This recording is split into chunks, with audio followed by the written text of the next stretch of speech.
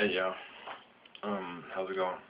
I was over there watching the World Series and then some of the football game, but it wasn't real interesting. Poor Minnesota's been taking it on the chin, and Green Bay just stumped them. So,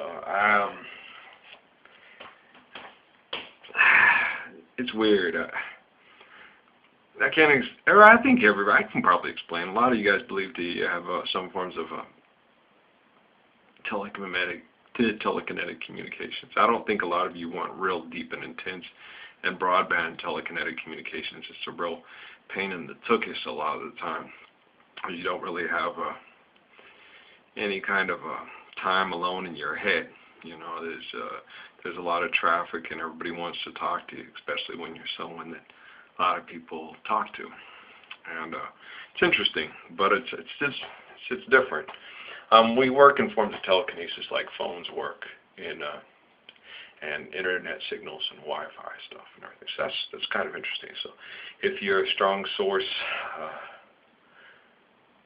life source transmission, me and Mohammed talked about it in front of the library. We evolved in a place where they have the best radio wave transmissions in the whole world of what was known as the old world for a long period of time without migrations and stuff, and that's in the corridor between Mount Zion, Mount Sinai, and then over in the mountains in Arabia, and over kind of like there's I don't know if it's a triangle, rectangle, I don't really care, but it's around Jerusalem and those areas are the places where you have the best Wi-Fi signal, radio transmission reception. So the people that live there developed and evolved into this good signal transmission reception, especially for long periods of time. And the genetics works through the male and female. Apparently there's these men that work real well with this communication, but apparently they need the women too, because women are better receivers, men are better transmitters. And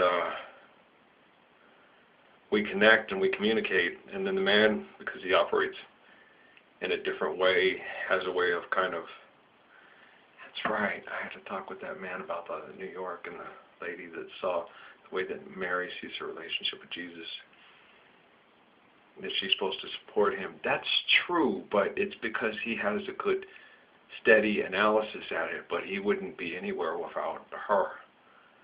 That's so weird. Crazy, sexy, cool.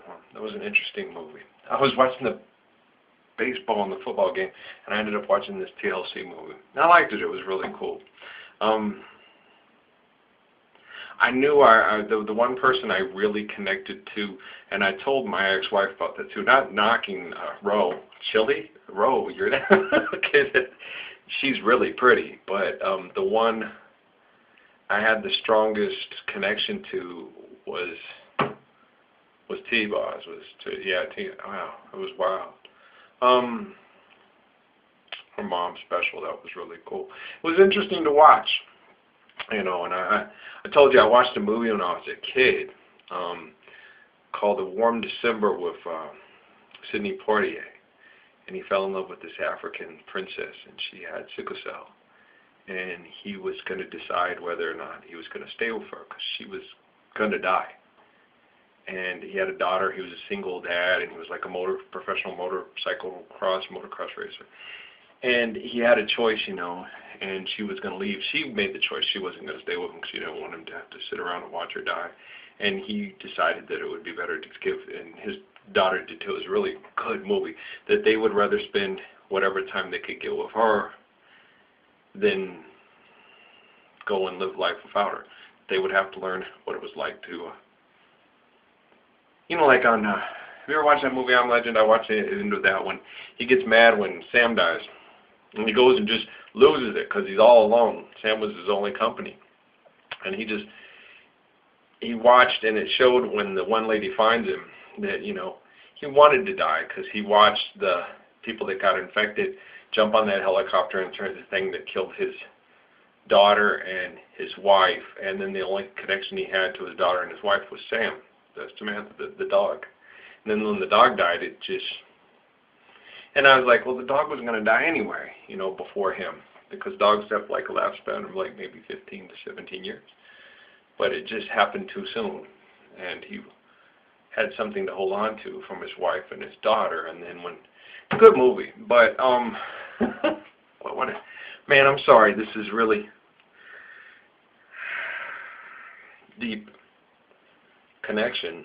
It's emotional, intense. At least is really an emotional chick, boy. Oh, we were talking about the things with the connections between the women, and the woman is there to support the man. But the man would be nothing without the woman. No, because he can't exist without a female to procreate with. Okay? He doesn't worship the woman, he worships God, and together we reproduce symbiotic life as we know it on planet Earth. So a man is nothing without a woman. Now, a woman can reproduce without a man, but it would be something closer to a female. But it would evolve in a fashion that only would subsist to fight with others to reproduce and sustain something of itself. Whereas a relationship with a man, oh, sorry ladies, you probably don't even know who the fuck I is. So I can be honest about this. I'm just gonna video blog and blah blah blah, okay?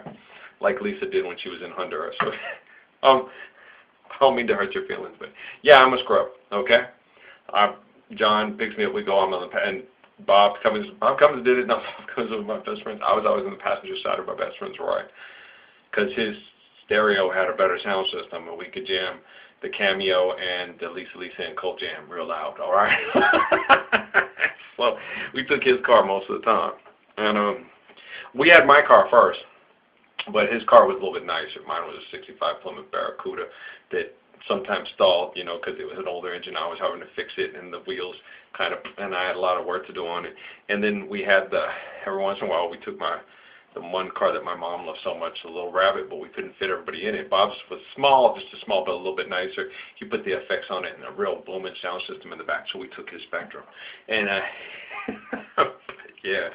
But, yeah, I lived with my mom because my sister went out and got pregnant, and my mom had trouble paying the bills, and I stayed with mom to help her pay the bills, and I couldn't afford college because my sister had to go to rehab, and we had to pay for that.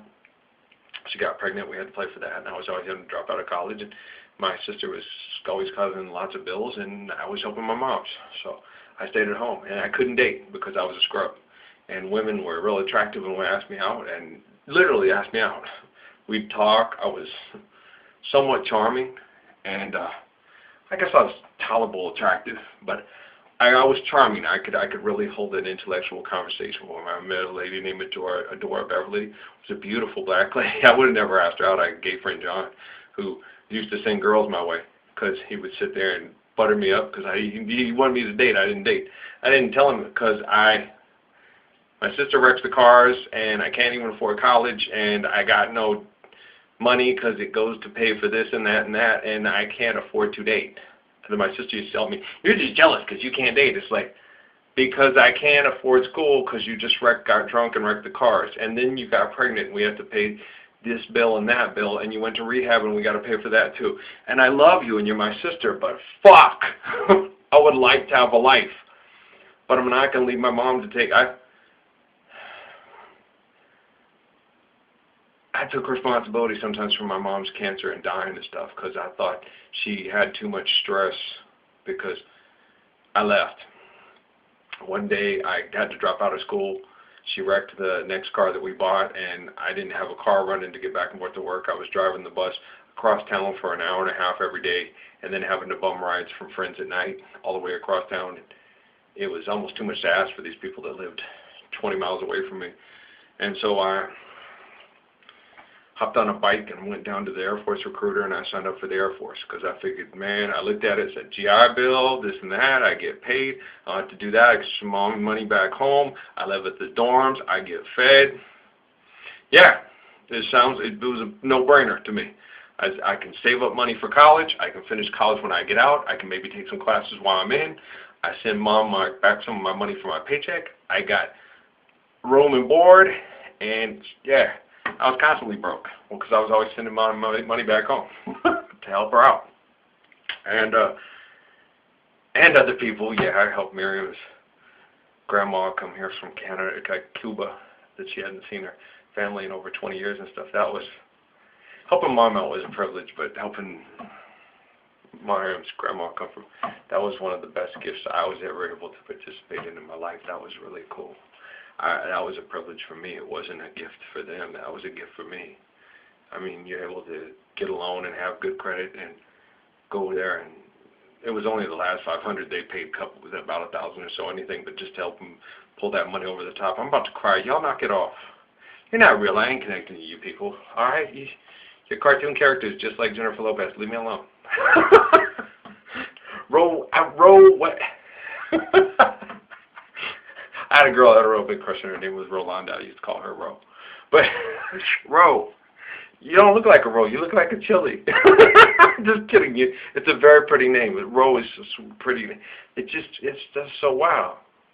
No, Keke Palmer looks more like Ro than you. I'm just kidding around. I'm having a good time. I'm sorry. This is funny though. But the one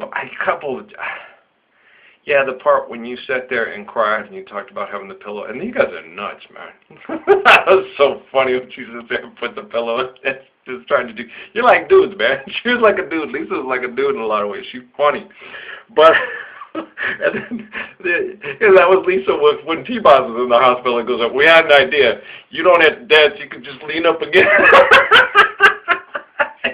You two are stupid. It was funny. I was just laughing my butt off. I was like, you guys have a lot of dudishness in you. You do. It's cool. It's really attractive. I really like it. It's really cool. Well, yeah, because I'm that way. Because I saw you guys crying, and I'm like, shit. You know, Shell died, and I wanted to cry, but I didn't want to act like I was putting on a show. And my mom died, and I sat down like 4 years later, and I had a good cry. I was a single dad, and I was going through shit, and I didn't.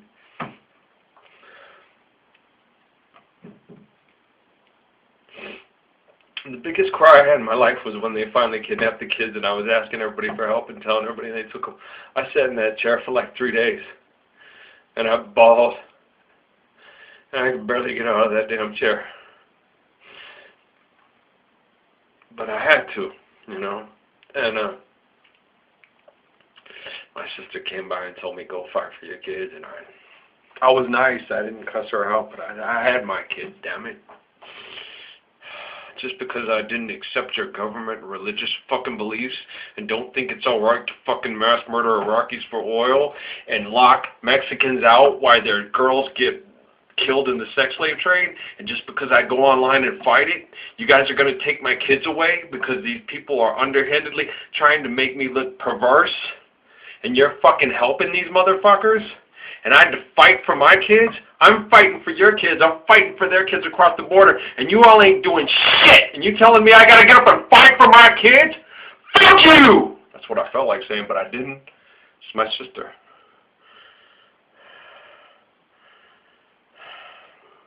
There's a lot of things. Everybody tells me I don't have any kind of like filters, any social controls and shit like that. If I went off, sometimes, like I'm going off in my head, you know, like you ever see that movie Malcolm X, when he sits there when the guy's a bigot to him and he takes this, he's a porter, and he takes the cake and he shoves it in his face, like that. If I went off, sometimes the way I want to go off, you know, and I don't turn it into physical violence unless you turn it into physical violence on me. Like I told you, I was at the time when Jay Cruz was I knew what I was going to do, and when Antoine was beating up on his girlfriend, I knew what I was going to do. It never got that far. I got up down and I said, you can go. We don't have to call the cops on you. I tell you, you just go. All right. I didn't even say that. And he said, you're going to call the cops. I said, no, okay, we don't want to do that, you know. So just leave. When have I ever called the cops on your ass, Antoine? I ain't done nothing but told you you can go. You're gonna hit anybody around here. It's gonna be me. You need to quit hitting on girls. I'm not afraid of him. I'm not afraid of a man who hits women for like a fucking living. I was gonna, like I said, he was gonna swing at me. He was gonna miss. Bam! I was gonna introduce his face to the wall, then introduce his ass over the rail and on the paper.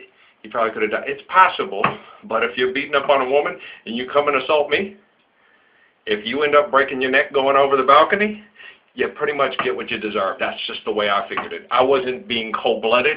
I was just sick of fucking punks like this my whole fucking life that think they can bully other people and get the fuck away with it. Sorry, I've been like this. I've been like this my whole life, man.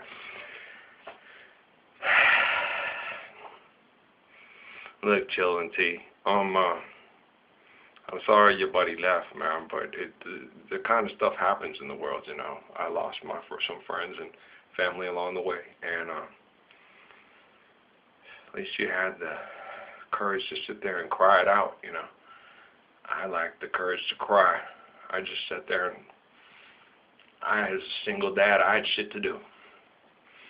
I always had to keep on working, you know. I was depressed. I don't think, you know, I felt like I said, I felt if I cried when Shell died that I was trying to make too much of it and share other people's sorrow that knew her better, you know. I really cared about that woman, and it was a connection that we communicated, not always physically, but spiritually. You know, she always gave me that look, and I always gave it to her too. That we knew that we were getting by, and that we both thought we deserved better, but we always seemed to settle for less because we had shit we had to do. And one time when you were sitting there in the hospital and you told the doctor what you saw, I've been that way my whole life too. I saw that I was going to be somebody like Martin Luther King and Malcolm X and all the people, Steve Biko, all the people I admired when I grew up, and I always told myself, but I'm not a civil rights leader. I'm not an oppressed black man. This is arrogant of me to think that I'm like that, you know. I didn't write the book Street Jesus because I thought that was arrogant to see myself as someone's religious feature, that someone turned into a god, but that he's just an actual man that tries his best, and that people should try to behave like him. And then when I thought these other things, that's not me. And then when I was going to get married, though, the first time I got scared because I knew that there was this fame waiting for me, this life ahead of me, that I knew it involved a certain form of fame, but I knew it would put my life in danger and make life uncomfortable for the people that love me. So I didn't avoid it. I just always had this uncomfortableness trying to have a life with people I love, knowing how hard it was going to be in my life. I didn't know the extent of all the organizations and the organized movements of mass media and money that were organized against me in my life, like they were against Malcolm and Martin and other civil rights leaders.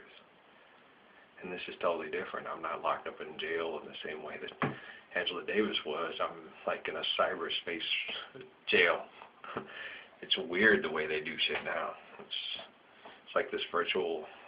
I was telling John about it tonight when he was trying to call me to hook me up with a job and stuff. He's like, I'll tell you about it tomorrow. I was like, my phone keeps dropping the calls and I can't get any calls in through. And he goes, well, that can't work. I was like, so like a catch-22. I can't afford a new phone, John, and the phones depend on. And never mind. If my life didn't happen to me and I hadn't lived it and I wasn't living it, I wouldn't believe it. Okay? But the way it happens, I just sit there and go, fuck. This shit's crazy, you know? Crazy, sexy, cool. Shit ain't cool. I'll tell you what's cool when I get back. All right, I love you too.